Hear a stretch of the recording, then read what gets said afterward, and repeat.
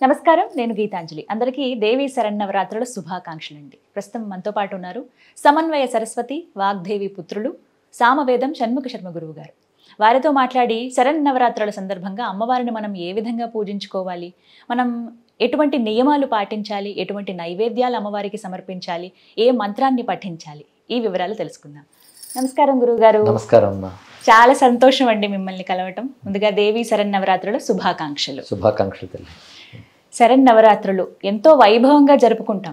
చాలా మందికి ఉన్నటువంటి సందేహం ఏమిటంటే అసలు అమ్మవారిని ఈ 9 రోజుల పాటు ఎలా కొలుచుకోవాలి అని మీ మాటల్లో ఉందాం అనుకుంటున్నాం. శరన్నవరాత్రులు ఒక విధంగా ఒక సంవత్సరానికి ఆరంభం వంటివి. ఎందుకంటే నక్షత్రాల్లో మొదటిది అశ్విని నక్షత్రం. అశ్విని నక్షత్రంతో ఉన్న మాసమే ఆశ్వీజ మాసం అని. అందుకే శరత్కాలం ఒక విధంగా ఒక సంవత్సరం, ఒక నూతన సంవత్సరం కింద భావన చేయాలి. మన వేదాల్లో కూడా జీవేమ శరదశతం నందామ శరదశతం అంటూ 100 శరత్తులు మనం జీవించాలి, 100 శరత్తులు మాట్లాడేలా అంట. మనం 100 వసంతాలు అంటూ ఉంటాం, 100 శరత్తులను కూడా వేదం చెప్పింది. అందుకే శరదృతువు ఒక ప్రారంభం వంటిది. ఇందులో మొదటి 9 రోజులు మనం చేసినట్లయితే సంవత్సరం అంతా ఆరాధించిన ఫలితం లభిస్తుంది. ఒక విశేషం. పైగా శరదృతువులో ఋతు మార్పుల్లో కాలంలో కొన్ని మంచి మార్పులతో పాటు విపరీత పరిణామాలు కూడా ఉంటాయి. వాటిని యమదంష్టికలు అంటారు. ఆరోగ్యపరంగా కానీ ఇంకా మరణపరంగా కానీ ఇలాంటివి హేతువులు ఎక్కువ ఉంటాయి. వాతావరణ మార్పుల్లో వీటిల్లో కొన్ని వైపరీత్యాలు ఉంటాయని వాటి నుంచి రక్షించడానికి కూడా పరాశక్తిని ఆరాధించాలి శరన్నవరాత్రులు అని చెప్తారు. అలా శరన్నవరాత్రులు ఆరాధన అనేది వేదకాలం నుంచి మనకి ఉన్నదమ్మా. అదే అమ్మవారిని ఎలా అసలు పూజించాలి? ప్రధానంగా చిచ్చక్తి జగన్మాత, పరమేశ్వరుని యొక్క శక్తి చిచ్చక్తి, వారి ఉభయులకి అభేదం కనుక శక్తి ఆరాధన ఈ 9 రోజులు ప్రాధాన్యం అని చెప్తూ మనకి వేదము దాన్ని అనుసరించి ఆగమాలు కూడా చెప్తున్నాయి. అప్పటి నుంచి మనకి శక్తి ఆరాధన అనేది వచ్చింది. దేవి ఆగమాల్లో చెప్పిన ప్రకారంగా అమ్మవారి ఆరాధన అనేది వచ్చినది. అయితే ఈ 9 రోజుల్లోనండి పూజ చేసే విధానాలు చాలా వేరుగా ఉంటాయి. ముఖ్యంగా ఇళ్ళ గురించి మాట్లాడుకుంటే ఇళ్లలో చేసుకునే వాళ్ళు పూజ ఎలా అంటే పీఠం పెట్టుకుంటారు. కొంతమంది పీఠం పెట్టి చక్కగా కలశం పెట్టడం కావచ్చు. ప్రతిరోజు ఈ 9 రోజుల పాటు చేసే వాళ్ళు ఉంటారు. అసలు ఈ 9 రోజుల్లో ఎలా చేయాలనేది ఒక ప్రశ్న. మేము పీఠం పెట్టలేమండి, మాకు కలశం పెట్టడం కుదరదు, 9 రోజుల పాటు నేను చెయ్యలేను, అలాంటప్పుడు అసలు ఎలా అమ్మవారిని నేను కొలుచుకోవాలి అని అడుగుతూ ఉంటారు. ఆనవాయితీ అని ఒకటి ఉంటుంది మనకి. అంటే మన పూర్వ పరంపరల్లో ఏ విధంగా ఆరాధిస్తూ వచ్చారో దాన్ని అనుసరిస్తూ వెళ్ళడమే శ్రేష్టమని ధర్మసింధు లాంటి గ్రంథాలు కూడా మనకు తెలియజేస్తున్నాయి. అంటే మొదట పీఠం పెట్టే అలవాటు పూర్వంలో ఉంటే అది కొనసాగించవచ్చు, లేదా పీఠం పెట్టి అవన్నీ చేసే అవకాశం అందరికీ ఉండకపోవచ్చు. మన సంస్కృతిలో ఉన్న గొప్ప సౌకర్యం ఏంటంటే యథాశక్తి అని ఒక మాట ఉంది. వారి శక్తిని అనుసరించి వారు ఆరాధన చేస్తారు. పీఠం పెట్టి దీక్షగా 9 రోజులు చేసే పద్ధతులు చేయగలిగే వాళ్ళు చేస్తారు. అలాగే కొందరు యాగం చేస్తారు 9 రోజులు కూడాను. కొందరు జపము పారాయణ అంటే ఉపాసన సంప్రదాయాల్లో ఉన్నారనుకోండి, శక్తి ఉపాసనల్లో ఉన్నటువంటి వారు తప్పకుండా చేసి తీరాలి. ఉపాసన సంప్రదాయంలో ఉంటే మాత్రం దీక్షగా చేస్తారు ఈ 9 రోజులు. అంటే మంత్ర జపం చేయాలి, కలశంలో ఆవాహన చేసి పూజించడం. అలా శ్రీ విద్య లాంటివి ఉంటే కలశంతో పాటు శ్రీచక్రంలో కూడా ఆరాధన చేస్తారు. ఇక సువాసిని పూజ, బాలా పూజ వీటన్నిటితో సంపూర్ణం చేస్తూ 9 రోజులు దీక్షగా చేస్తారు. అయితే అలా చేయగలిగిన వాళ్ళు, చెయ్యవలసిన వాళ్ళు అలా చేస్తే అమ్మవారి భక్తి ఉంటూ అలా చెయ్యలేము అనుకునేటువంటి వారికి సులభోపాయం ఏంటంటే ఇంట్లో ఒక ప్రతిమ కానీ పటం కానీ దేనికైనా ఉదయం కానీ సాయంత్రం కానీ వాళ్ళు ఏది వీలు కుదిరితే ఆ సమయంలో షోడశోపచార పూజ చేసుకుని అమ్మవారి నామాలు పారాయణ అవి చేసుకోవచ్చు. సావకాశంగా ఎవరి అవకాశం కొద్దీ వాళ్ళు చేసుకోవచ్చు. ఇంత చెయ్యాలి అంత చెయ్యాలని నియమం ఏమీ లేదు. వారి వారి పద్ధతులను అనుసరించి చేసుకోవచ్చు. అమ్మ అన్నిటికీ మించి స్మరణ భక్తి ఈ 2 ప్రధానం. శరన్నవరాత్రుల్లో అమ్మవారి స్మరణ, అలాగే అమ్మవారికి సంబంధించిన శ్రవణం పారాయణం ఏదో ఒకటి ఆ తల్లికి సంబంధించిన ఒక స్పృహతో ఈ 9 రోజులు గడిపితే అమ్మవారి కృప తప్పకుండా లభిస్తుంది. అందులోనూ శరన్నవరాత్రులు అని అంటాం కదా, రాత్రి పూటే ఎక్కువ ప్రాధాన్యత ఉంటుంది అని అంటారండి. ఎంతవరకు వాస్తవం ఇది? అంటే ఇది మనం పూజ ఏర్పాటు చేసుకునే విధానం. దాన్ని కూడా శాస్త్రాలు ఏం చెప్తుందంటే ముందు సంకల్పంలో త్రికాల పూజ ద్వికాల పూజ నువ్వే నిర్ణయించుకుంటారు. కానీ ప్రాతకాల పూజే చాలా ప్రధానం. ప్రాతకాలమే కలశస్థాపన ఇవన్నీ చేయడం చెప్తారు. చెప్పి వాళ్ళు ఉపవాసము లేదా నక్తము ఏకభక్తము అని 3 భాగాలు చేస్తారు. ఉపవాసం అంటే పొద్దుటి నుంచి ఏమి తినకుండా, అంటే ద్రవ పదార్థాలు ఫలాలు తీసుకుంటూ సాయంకాలం రాత్రి పూజ అయిన తర్వాత ఆహారం తీసుకుంటే నక్తం అంటారు. ఏకభక్తము అంటే పగలేమి తినకుండా రాత్రిపూట భోజనం చేస్తే అది మనకి రాత్రిపూట భోజనం కాదు, పగలు భోజనం చేసి రాత్రిపూట పలహారం చేస్తే ఏకభక్తం అని చెప్తారు. ఉపవాసంలో 2 పూటల్లో కూడా అన్నం జోలికి వెళ్లకుండా ఏమైనా వాళ్ళు తినగలిగిన పదార్థాలు తీసుకుంటూ దాన్ని ముందే ఏర్పాటు చేసుకోమన్నారు ఈ నియమాన్ని. అంటే పాడ్యమి నాటి నుంచి చేసేవాళ్ళు ఈ 9 రోజులు మేము ఇలా చేస్తాం అనే సంకల్పంలో చెప్పుకోవాలి. నేను నక్తవ్రతంతో లేదు ఉపవాస వ్రతంతో లేదా ఏకభక్త వ్రతంతో వాళ్ళ శారీరక పరిస్థితులు బట్టి అది నిర్ణయించుకోవాలి. ఆరోగ్యం కూడా ప్రధానం కదా, దాన్ని బట్టి ముందే నిర్ణయించుకుని దాని ప్రకారం చేసుకోవాలి.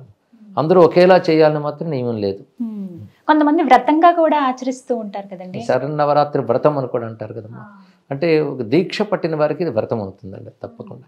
శరన్నవరాత్రులు అందరికీ అనుసరణీయములే, అందరూ చేయవచ్చు. ఇందాక చెప్పినట్టు వారి వారి పద్ధతుల్లో ఇక్కడ అమ్మవారిని ఆరాధన చేసేది, అప్పుడు అది వారికి వ్రతమే అవుతుంది ఇక్కడ. అయితే మంత్రదీక్ష ఉన్నవాళ్ళు, ఉపాసన ఉన్నవాళ్ళు తప్పకుండా ఈ 9 రోజులు దీక్షగా చేస్తారు కనుక వారికి ఇది వ్రతం కిందే లెక్కబడుతుంది. 9 రోజులు ఆ వ్రతంగానే చూడాలి.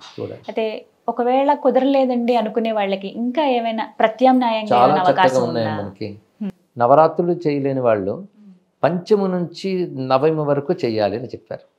అది సాధ్యం కాకపోతే మూలా నక్షత్రం నుంచి నవమి, అది కుదరకపోతే అష్టమి నవమి చేయమన్నారు. అది సాధ్యం కాకపోతే నవమి పూజ ప్రధానం, దశమి కాదు నవమి చాలా ప్రధానం. నవమి పూజ చేయాలి. త్రిరాత్ర వ్రతం అని అంటారు కదా గురువుగారు, అంటే ఏమిటండి? సప్తమి, అష్టమి, నవమి ఈ మూడింటికి కలిపి త్రిరాత్ర వ్రతం అంటారు. సాధారణంగా మనకి మూలా నక్షత్రం కూడా ప్రారంభంలో వస్తుంది సప్తమి నాడు. ఉదాహరణకి ఈ ఏడాది షష్ఠి నాడు మూలా నక్షత్రం వచ్చింది, తర్వాత సప్తం వస్తుంది, అష్టమి నవమి కలిపి ఒకే రోజున వచ్చాయి కనుక త్రిరాత్ర వ్రతం అక్కడి నుంచి కూడా సరిపోతుంది. మూలా నక్షత్రంతో ప్రారంభించి నవమితో పూర్తి చేయాలి. ఒక శ్రవణాంతే విసర్జయత్ అని ఒక మాట ఉన్నది, అంటే శ్రవణేన విసర్జయత్ అని వాక్యం కూడా కనబడుతుంది. శ్రవణ నక్షత్రంతో ఉద్వాసన చెప్పాలి. ఒక నవమి నాడే శ్రవణ నక్షత్రం ఉంటే ఆ రోజు ఉద్వాసన చెప్తారు. అయితే ఈసారి మనకి విజయదశమి నాడు శ్రవణ నక్షత్రం వచ్చింది కనుక 9 రోజులు పూజ చేసుకుని విజయదశమి నాడు ఉద్వాసన చెప్పచ్చు. మధ్యాహ్నానికి చెప్పుకోవాలి, మధ్యాహ్నానికల్లా చెప్తే సరిపోతుంది. ఇంకా విజయదశమి రోజే చేయాలి. సాయంకాలం మాత్రం దశమి సాయంకాలం ఉంటే సాయంకాల పూజ ఒకటి ఉంది, శమీ వృక్ష పూజ చేయాలి. అప్పుడు ఆరాధింపు కూడా అమ్మవారి పేరు అపరాజిత, జయ విజయ సమేత అపరాజిత దేవిని ఆరాధన చేస్తారు. అయితే ఈ విజయ ముహూర్తం పేరు విజయ, అది ఆ సంధ్యాకాలంలో దశమి ఉన్నప్పుడు ముహూర్తానికి విజయా ముహూర్తం అంటారు. ఇక్కడ ముహూర్తాలకు ఒక్కొక్క దానికి ఒక్కొక్క పేరుంది. రామాయణంలో కూడా వింద ముహూర్తం నాడు రావణాసురుడు సీతాదేవిని తీసుకువెళ్ళాడు అంటాడు జటాయువు, ఆ ముహూర్తం పేరు వింద. ఈ ముహూర్తం పేరు విజయ. కానీ ముహూర్తం విజయదాయనైన ముహూర్తం కనుక విజయద శమి విజయదశమి, విజయాన్నిచ్చే శమీ వృక్షను శమీ పూజన చేస్తారు. విజయదశమి అయిన ముహూర్తానికి కనుక ఆ సమయానికి పూజ చేస్తారు. అప్పుడు కలసి ఉద్వాసన అయిపోయినా పర్వాలేదు, సాయంకాలం పూజ శమీ వృక్షం దగ్గర చేయడం. ఇది విజయదశమి నాడు. అయితే ఈ నవరాత్రుల్లోనండి అమ్మవారిని అలంకారాల ప్రకారంగా పూజించుకోవాలా లేకుంటే నవదుర్గలుగా పూజించుకోవాలా అనేది చాలా మంది సందేహం. అసలు ఎలా పూజించాలి అమ్మ? 9 రోజుల్లో ఒక్కొక్క రోజు ఒక్కొక్క దుర్గా ఆరాధన అని ఎక్కడ శాస్త్రంలో లేదమ్మా. నవదుర్గల పేర్లు మాత్రం ఉన్నాయి. అదే ప్రథమం శైలపుత్రీతి, ద్వితీయం బ్రహ్మచారి అని చెప్పబడుతూ మనకి దేవి మహాత్మ్య గ్రంథంలో కవచ భాగంలో చూపిస్తారు నవదుర్గల పేర్లు. ఈ నవదుర్గలతో ఉన్న శక్తి దుర్గని ఆరాధించడం 9 రోజుల్లో ఒక పద్ధతి. శ్రీ విద్యోపాసకులు లలితాదేవిగా 9 రోజులు ఆరాధన చేస్తారు. ఎక్కువ భాగం భారతదేశంలో జరుగుతున్నది ఏంటంటే మహాకాళి, మహాలక్ష్మి, మహాసరస్వతి స్వరూపిణిని 3 రూపాలను ప్రతిష్ఠ చేస్తారు. మనకి వంగదేశంలోను, ఉత్కళ రాష్ట్రంలో, మధ్యప్రదేశ్ నార్త్ సైడ్ అంతా కూడా పెద్ద పెద్ద పండాలు వేసి ఆ విగ్రహాలను పెడతారు. మహాకాళి, మహాలక్ష్మి, మహాసరస్వతి. మనం అనుకునే సరస్వతి, లక్ష్మి, దుర్గలు కావవి.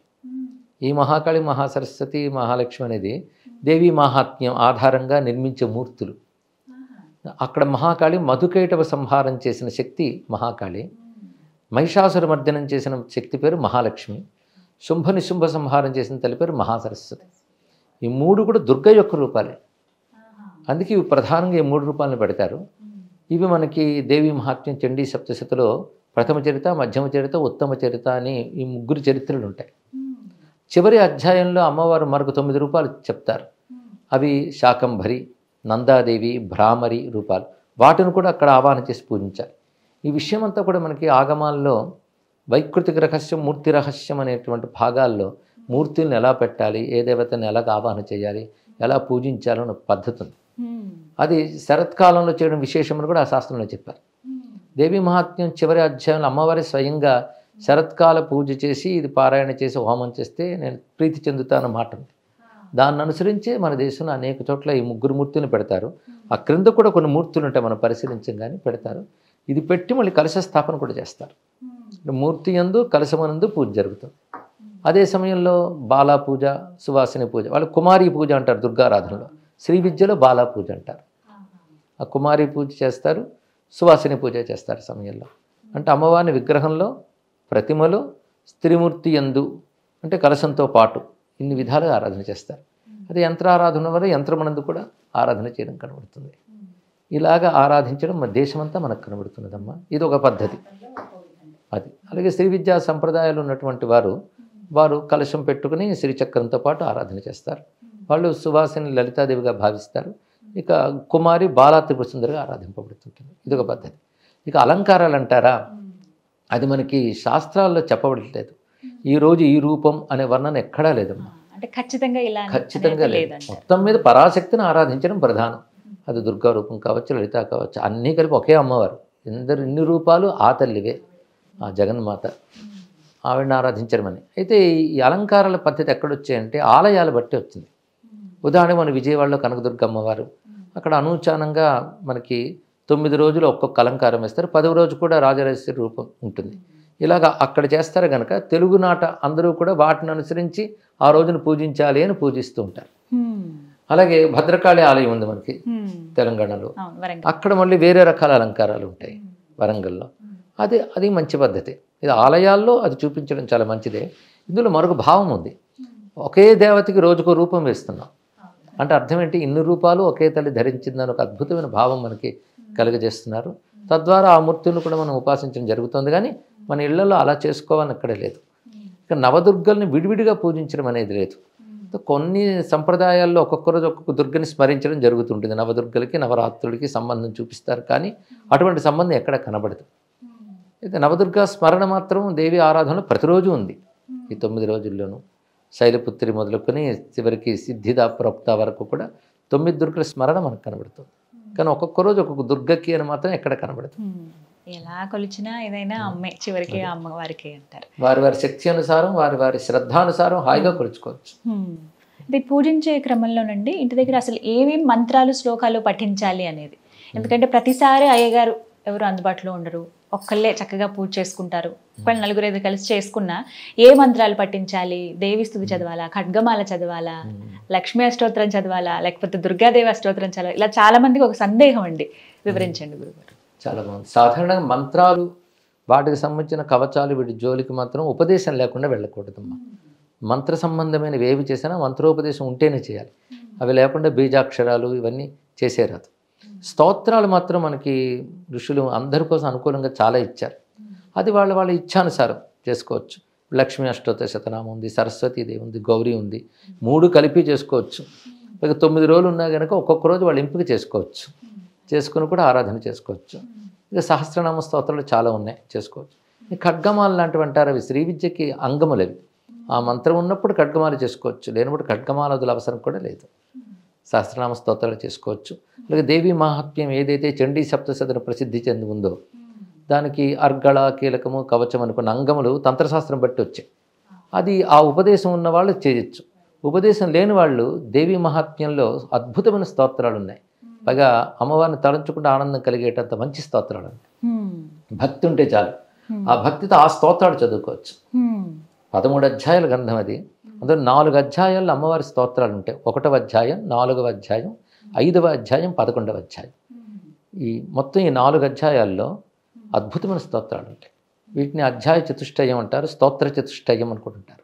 ఇది అందరూ చదువుకోవచ్చు చక్కగా. ప్రతివారు దీన్ని దీక్షగా చేస్తే మొత్తం సప్తశతి పారాయణ చేసినంత ఫలితం కూడా లభిస్తుంది. ఈ 4 చేసుకుంటున్నాం. దానికి పెద్ద ఉపదేశాలు, దీక్షలు ఇవేం అక్కర్లేదు. భక్తిగా మనకు తెలిసిన శుచి పాటిస్తూ అమ్మవారి నామస్మరణ చేసుకొని చక్కగా ఆరాధన చేసుకోవచ్చు. అమ్మ నామమే మహామంత్రం. శ్రీ దుర్గాయే నమః అనుకోవచ్చు, శ్రీ మహాలక్ష్మి నమః. అంటే ఇలా ఇవేవి చదవలేని వాళ్ళకి సులువుగా ఏదన్నా మంత్రం చెప్పండి గురుగారు. సులభమైతే మొత్తం మనకి దేవి భాగవతంలో ప్రథమ శ్లోకం ఉంటుంది. అది 3 పాదములు ఉంటాయి. దానికి ఒక్కొక్క పాదానికి 8 అక్షరాలు, 24 అక్షరాలు మహామంత్రం. గాయత్రి స్వరూపం. వేద గాయత్రికి అయితే కొన్ని నియమాలు, కొన్ని సంస్కారాలు అవసరం. మళ్ళీ వేదం గాయత్రులు ఏ భావం ఉందో ఆ భావాన్ని తీసుకుని వ్యాస మహర్షి మనకి దేవి భాగవతాన్ని అందించారు. అందులో అసలు అమ్మవారి యొక్క సంపూర్ణ స్వరూపం కూడా ఆవిష్కరింపబడి ఉంటుంది. అది సర్వ చైతన్య రూపాం తాం ఆద్యాం విద్యాంచ ధీమహి బుద్ధిం యా నహ ప్రచోదయాత్. ఇది మంత్రం. ఇది అందరూ హాయిగా జపించదగ్గ గాయత్రి. పైగా భావం స్పష్టంగా ఇందులో కనబడుతుంది. అమ్మవారు అంటే ఏమిటనేది మొదటి వాక్యంలో మంచి నిర్వచనం ఇచ్చారు. సర్వ చైతన్య రూపం అంతే. సర్వ చైతన్యం, అన్నిటిలో చైతన్య స్వరూపముగా ఉన్నది ఎవరో అదే అమ్మవారు. ఒక్క మాటలో అద్భుతంగా చెప్పారు. అటువంటి తాం అంటే నిన్ను, సర్వ చైతన్య రూపిణైనటువంటి అమ్మవారిని తాం. ఆద్యాం విద్యాం. ఆద్యాం అంటే సృష్టికి ముందే ఉన్నటువంటి తల్లి. విద్య అంటే జ్ఞానస్వరూపిణిగా ఉన్నటువంటి తల్లిని ధీమహి అంటే ధ్యానిస్తున్నాను, ఉపాసిస్తున్నాను, ఆరాధిస్తున్నాను అర్థం. ఇందాక చెప్పినట్టు యజ్ఞం చేసినా, యాగం చేసినా, మంత్రం చేసినా, జపం చేసినా బుద్ధిని అమ్మవారితో అనుసంధానం చేయడమే ప్రధానం. బుద్ధిని అక్కడ తల్లితో అనుబంధం ఏర్పరచడమే ధీమహి అన్నమాట. అది అర్చన కావచ్చు, ధ్యానం కావచ్చు, ఉపాసన కావచ్చు. అది అక్కడ చెప్పేది ఆద్యాం విద్యాంచ ధీమహి. ఆ తల్లి బుద్ధిం యా నహ ప్రచోదయాత్, మా యొక్క బుద్ధుల్ని ప్రేరేపించుతున్న తల్లి అని అర్థం. కనుక ఎవరైతే సర్వ చైతన్య రూపంగా ఉన్నదో అందరిలో ఉంది తల్లి. ఉండి చేస్తున్న పని ఏమిటంటే బుద్ధుల్ని ప్రేరేపించే తల్లి. అదే గాయత్రి మంత్రం కూడా ధియో యోన ప్రచోదయాత్. అదే ఇక్కడ బుద్ధిం యానహ ప్రచోదయాత్. ఈ చెప్పడంలో విశేషం ఏంటంటే బుద్ధుల్ని ప్రేరేపించేది ఈశ్వర శక్తి. ఇది ఒక యూనివర్సల్ డెఫినిషన్. భగవంతుడు అంటే ఏమిటి, భగవతి అంటే ఏమిటి అనే మాటకు అద్భుతమైన నిర్వచనం చెప్పారు ఇక్కడ. సర్వ చైతన్య రూపిణైన తల్లి సృష్టి కంటే ముందు ఉన్నటువంటిది, జ్ఞానరూపిణైనటువంటిది. అది సర్వబుద్ధుల్ని ప్రేరేపించే తల్లి. ఎవరి బుద్ధిని నహ ప్రచోదయాత్, మా బుద్ధిని ప్రేరేపించే తల్లి అన్నారు. మా అంటే సర్వజీవుల యొక్క అని ఇక్కడ అర్థం చెప్పుకోవాలి. అయితే అందరినీ వారి కర్మలను అనుసరించి భగవంతుడు ప్రేరేపిస్తాడు, కానీ ఆశ్రయించిన వాళ్ళని తన కరుణ కొద్దీ ప్రేరేపిస్తాడు. ఇక్కడ ప్రేరేపిస్తాడు అన్న ప్రేరేపిస్తున్నది అన్న భేదం లేదు. అందుకే ఆ పరాశక్తి ఆశ్రయించిన భక్తుడికి ధర్మం వైపు, జ్ఞానం వైపు ప్రేరేపిస్తుంది. అంటే సద్బుద్ధిని ప్రదానం చేయుగాక అని దీని యొక్క భావం. ఎంత గొప్ప కోరిక! బుద్ధిని బాగు చేయమని భగవంతుని అడగడం కంటే ఏ కోరిక లేదు. అందుకే ఇది ఒక సమగ్రమైనటువంటి ప్రార్థన. సర్వ చైతన్య రూపాం తాం ఆద్యాం విద్యాంచ ధీమహి బుద్ధిం యా నహ ప్రచోదయాత్. ఇది మొత్తం దేవి భాగవత సారవాక్యం అని అంటాడు వ్యాసుడు.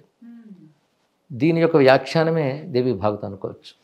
అసలు ఇందులోనే భగవంతుడు అంటే ఏమిటో చెప్పారు. మన సనాతన ధర్మంలో నిజానికి అమ్మవారని, అయ్యవారిని అంటాం, కానీ ఉన్నది ఒకటే పరాశక్తి లేదా పరమేశ్వరుడు, పరమాత్మ.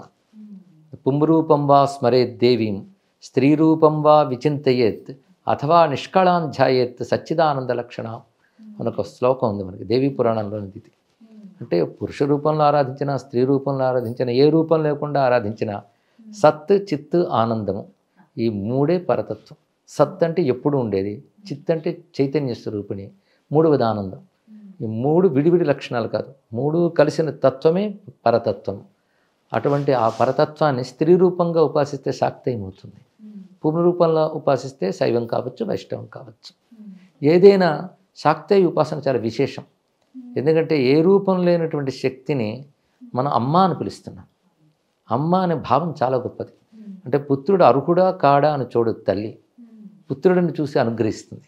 అలాగే మన అర్హతలు కూడా గణించకుండా అనుగ్రహించే శక్తి అని ఆ మాతృభావం ఉన్నది.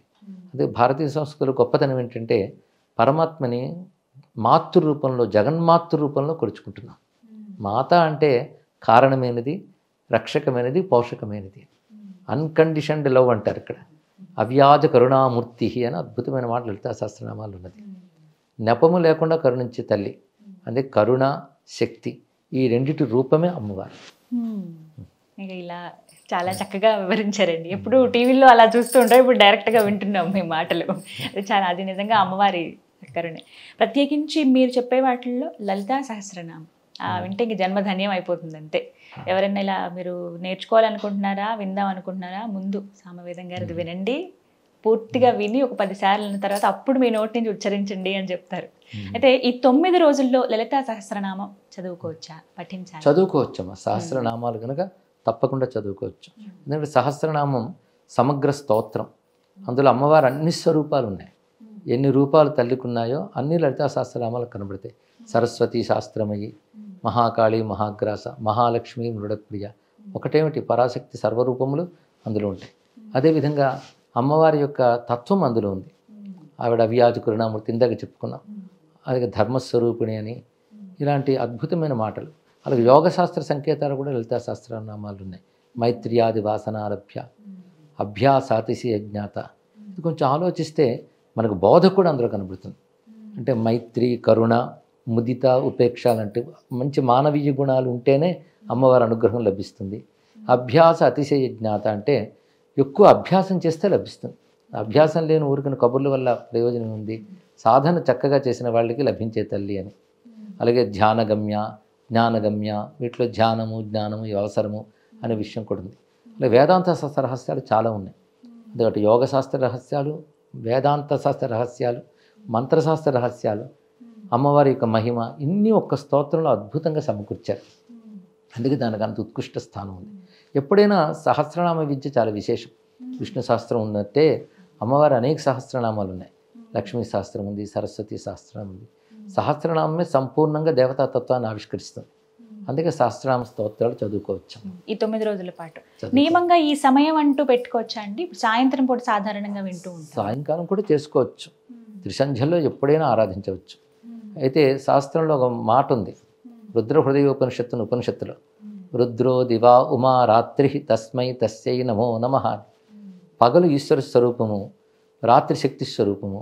పగలు రాత్రిలాగే శివశక్తులు ఇద్దరు ఉంటారు అని ఒక మాట ఉంది. అందుకే శక్తి రాత్రి ప్రధానంగా కనబడుతుంటుంది.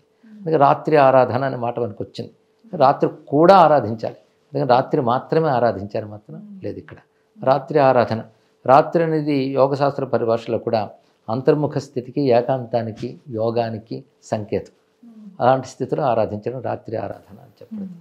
గురుగారు, నవరాత్రుల్లో అమ్మవారి పూజలో ప్రత్యేకించి నైవేద్యాలకు చాలా ప్రాధాన్యత ఉందండి. ఒక్కో రోజు ఒక్కో నైవేద్యం అమ్మవారికి సమర్పిస్తూ ఉంటాం. అలాగా ఈ రోజున ఈ విధంగానే అమ్మవారికి పెట్టాలి. లక్ష్మీదేవి అనగానే పూర్ణాలు ఆవిడ చక్కగా ఇష్టపడతారు. శరన్నవరాత్రుల్లో 9వ రోజు, నవమి రోజు, ఆ రోజు అమ్మవారికి అల్లపు గారెలు పెట్టాలి అని ఇలా ఒక్కొక్కటి నేను విన్నానండి. ఇది ఎంతవరకు వాస్తవం? ఇలా ఒక్కొక్క రోజు ఒక్కొక్క నైవేద్యం పెట్టాలి అమ్మవారికి అంటే వీళ్ళు చెప్పిన ఒక్కొక్క రోజు నైవేద్యం నిజంగా అమ్మవారికి నైవేద్యానికి తగినవే, అందులో సందేహం లేదు. కానీ ఈ రోజు ఈ నైవేద్యం పెట్టాలని ఎక్కడా శాస్త్రంలో లేదు. అంటే అమ్మో వేరేది వండకూడదేమో అనే భావనలో చాలా మంది ఉండిపోయారండి. అది వారికి వారు కల్పన చేసుకున్నారు అంతవరకే, అంతకు తప్ప ఈ రోజు ఈ నైవేద్యం లేదు. అయితే ఒకటి మనకి దేవి భాగవతాది గ్రంథాల్లో పాడ్యము నుంచి పూర్ణిమ వరకు ఒక్కొక్క రోజు ఆ తిథుల ప్రకారంగా, దేవత ప్రకారంగా దానికి ఇవ్వవలసినటువంటి నైవేద్యాలు చెప్పారు. దానికి దీనికి సంబంధం లేదు. ఒక రోజున పటిక బెల్లం పెట్టమంటాడు. పటిక బెల్లం నివేదన చేసి అది దానం చేస్తే విశేషం అంటారు. అలా ఒక్కరోజు పెరుగు నైవేద్యం పెట్టి ఇస్తే మంచిది అని చెప్పారు ఆ తిథికి సంబంధించి. దాని నవరాత్రుల సందర్భంగా చెప్పలేదు. మామూలుగా పాడ్యము నుంచి పూర్ణిమ వరకు నైవేద్యాలు. అది వండిన పదార్థాల కంటే అందులో వండనివి కూడా ఉన్నాయి. పళ్ళు, పెరుగు, పటిక బెల్లం లాంటివి కూడా చెప్పారు. కానీ ఈరోజు ఈ నైవేద్యం పెట్టాలని మాత్రం ఎక్కడ నియమం లేదమ్మా. అది ఇప్పుడు ఇందులో 9 రోజుల్లో చెప్పే ప్రతి ఆహార పదార్థం అమ్మవారి ఏ రూపానికైనా ప్రీతిపాత్రమైనవి, అన్ని సాత్వికమైనవి అన్నీ కూడా. అయితే మనకి లలితా సహస్రనామాల్లో పాయసాన్న ప్రియ, ముద్గౌదనాసక్త చిత్త, గుడాన్న ప్రీత మానస ఇవి కనబడతాయి. అవి మనలో ఉన్న షట్చక్రాలకి ఒక్కొక్కరు అధిష్టాన దేవతకు ఉంటారు. వారికి ప్రీతిపాత్రమైన ఆహారంగా చెప్పారు. అంటే మొత్తం అన్ని అమ్మవారికి ప్రీతిపాత్రమే.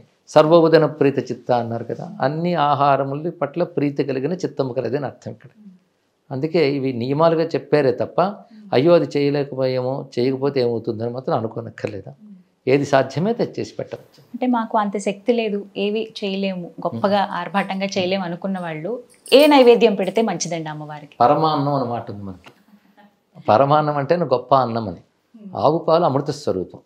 ఆవు పాలు అంటే ఎప్పుడు గుర్తుపెట్టుకోవాలి, దేశీ ఆవు పాలే. ఆవు పాలు బెల్లంతో కలిపి పాయసంగా చేస్తే అది అమ్మవారికి చాలు. పరమాన్న ప్రీతం, దేవతలందరికీ అది సర్వోత్కృష్టం. అది చేయవచ్చమ్మ. ఇప్పుడు సాధారణంగా హవిస్సులు వేస్తారు అగ్నిహోత్రాల్లో, అది కూడా ఈ విధంగానే చేస్తారు కనుక అది దేవతలకు ప్రీతిపాత్రం. అది చేసినా చాలు. అలాగే ఇందాక మాట్లాడుకున్నట్లుగా కుమారి పూజ కానీ సుభాసిని పూజ కానీ ఇంటికి పిలిచి పూజ చేసినప్పుడు అంటే ఆ విధానం చాలా మందికి తెలియదు. అంటే ఏ వయసు అమ్మాయిని పిలిచి పూజ చేయాలి, ఏ వయసులో ఉంటే అమ్మవారిగా చూడాలి, అసలు 2 ఏళ్ల వయసా 9 ఏళ్ల వయసా? అంటే ఈ మధ్య కాలంలో విన్నది 8-9 ఏళ్ల వయసు ఎవరైతే ఉంటారో ఆ అమ్మాయినే బాలా పూజగా, కుమారి పూజగా పిలవాలి, ఆ అమ్మాయిని పూజించుకోవాలి అమ్మవారిలా అని విన్నానండి. ఎంతవరకు నిజం? 2 ఏళ్ల నుంచి 9 ఏళ్ల వరకు ఏ వయసు అయినా పర్వాలేదమ్మా. ఆహా. అంతవరకు బాలా పూజకి కుమారి పూజకి తగిన వారు అవుతారు. మొదటి రోజు మాత్రమే చేయాలా అండి? ఈ 9 రోజుల్లో ఎప్పుడైనా వాళ్ళ సాధ్యం చేసుకోవచ్చమ్మా. వాళ్ళు నియమంగా చేసుకుంటే 9 రోజులు బాలా పూజ సువాసన అంటే కుమారి పూజ సువాసన పూజ చేసుకోవచ్చు వారి అవకాశం బట్టి. అంటే వారు కుదిరినప్పుడు వాళ్ళు ఈ 9 కుదిరినప్పుడు రోజుల్లో అదే దీక్షగా పెట్టుకునే వాళ్ళు ప్రతిరోజు పెట్టుకుంటారు. ఒక బాలని ఒక సువాసిని పూజించుకుంటారు. వాళ్ళకి షోడశోపచారములు చేసి వారు భోజనం పెట్టి పంపించడం అనేది. ఈ 9 రోజుల్లో అసలు ఇంట్లో కుదరదండి మాకు అనుకున్న వాళ్ళు ఆలయానికి వెళ్ళి పూజ చేసుకోవచ్చా? చేసుకోవచ్చమ్మా. వాళ్ళకి ఇంట్లో కుదిరిన వాళ్ళు ఆలయానికి చేసుకోవచ్చు. ఇంట్లో స్తోత్రం ఏదో చదువుకుని కనీసం 2 పూట్ల దీపం పెట్టుకుని ఏదో ఒక నైవేద్యం పెట్టుకుని ఆలయానికి వెళ్ళవచ్చు. 9 రోజుల తర్వాత అసలు ఏ విధంగా ఉండాలి? ఈ 9 రోజుల పాటు ఒక పద్ధతిని ఆచరించుకుంటూ వెళ్తారండి. మొదటి రోజు ఈ 9 రోజుల్లో బాగా అలవాటు అవుతుంది, అమ్మవారిని చాలా చక్కగా పూజ చేసుకుంటారు. 10వ రోజు ఆ తర్వాత నుంచి అసలు జీవితం అనేది ఎలా ఉండాలి, ఏం నేర్చుకోవాలి శరన్నవరాత్రి నుంచి? శరన్నవరాత్రి నుంచి ప్రధానంగా శరన్నవరాత్రుల ఉద్దేశం ఏంటంటే మనలో ఉన్నటువంటి తామస రాజస ప్రవృత్తులు తగ్గి సాత్విక ప్రవృత్తి పెరగాలి. అదే అమ్మవారు అసుర సంహారం చేసిన గాథల్లో కూడా ఉన్న అంతర్యం అంతా కూడా. రాక్షసులు అంటే రాజస తామస గుణాల యొక్క స్వరూపం. ఇవి మనలో ఉన్న ప్రమాదం, సమాజంలో ఉన్న ప్రమాదం. కనుక మనలో బయట కూడా ఈ రాజస తామస ప్రవృత్తులు తగ్గి ఆ రెండు ఉంటే హింస పెరుగుతుంది. ఆ రెండు తగ్గితే హింస స్వార్థం మొదలైన పోతాయి. సాత్విక గుణాలు అనేటువంటి సౌమ్యత, అహింస, శాంతము ఈ గుణాలు రావాలి. అది సమాజంలోనూ రావాలి, ప్రకృతిలో కూడా రావాలి, మనలోనూ రావాలి. ప్రకృతి కూడా ప్రకోపిస్తే ప్రమాదం కదా. అదే ప్రకృతిలోని సాత్వికత, మనలో సాత్వికత రక్షింపబడాలి. అందుకే సాత్విక గుణాలను దేవతలు అంటారు, రాజస తామస గుణాలను రాక్షసులు అంటారు. అందుకే అమ్మవారు చేసిన సంహార గాథలో ఈ రాజస తామస గుణాలు తగ్గి ఇది పెరగాలి. అందుకే 9 రోజులు పూజ తర్వాత మనలో ఆ పరిణామం రావాలి. ఆ పరిణామం కలిగించమని అమ్మను మనం ప్రార్థించాలి. దానికి మన ప్రయత్నము భగవద్ అనుగ్రహం రెండు కావాలి. అందుకే మనం చెయ్యెత్తితే భగవంతుడు చేయూతనిస్తాడు. చెయ్యెత్తనప్పుడు చేయూత లేదు కదా. అది మన ప్రయత్నం చేయెత్తడమైతే ఆ తల్లి అనుగ్రహం చేయూతనివ్వడం. అది మనం నేర్చుకుని ఆ సద్గుణాలు అలవాటు చేసుకోవాలి. ఇప్పుడు ఈ స్తోత్రాల్లోనూ ఈ పారాయణంలోనూ చెప్తున్న ఆంతర్యం అది. అందుకే ఊరికనే జడంగా చదివేయకుండా కొంచెం భావం తెలుసుకుని అవి చేసినట్లయితే తప్పకుండా అమ్మ అనుగ్రహం ఉంటుంది. మన ప్రయత్నానికి తల్లి సహకారం ఉంటుంది. మన పరివర్తన తీసుకురావాలి, గుణాల్లో మంచి మార్పులు తీసుకురావాలి. ఒక విషయం తెలుసుకోవాలనుకుంటున్నాం, మీరు అసలు ఏ విధంగా నవరాత్రులు జరుపుకుంటారండి? అంటే మాకు భగవద్ అనుగ్రహం వల్ల మా ఇంటి పరంపర ఒకటి ఉన్నది. గురువులు నాకు ఇచ్చిన దీక్షలు ఉన్నాయి. దాన్ని అనుసరించి నేను నవరాత్రులు ఆరాధన చేసుకుంటాను. 9 రోజుల పాటు చాలా నిష్ఠగా పూజా కార్యక్రమాలన్నీ ఉంటాయి. చేయగలిగినంత చేసుకుంటాను పెద్దలు చెప్పినట్టు.